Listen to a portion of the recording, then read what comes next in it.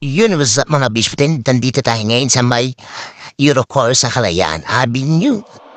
Kukuha tayo dito ng plate number ng Vespa na isa sa atin mga kuya. Ayun na to, saan tayo umuha dito? Ayun, nakita ko yung Justin Bieber na Vespa na apa-apogi naman talaga pala niyan, no? At ayan, papaalam tayo kay ma'am bago tayo mag-video ulit. Nag-video na, tapos magpapaalam na. Siyempre para all goods, diba? Mamaya bawal mag-video, kaya magpapaalam tayo dito kay ma'am. Ma'am, okay na ba mag-video? Thank you po. At yan, pumayag si ma'am, mag-video tayo. At ayan, videoan natin itong napaka-poging Vespa na kulay puti, no?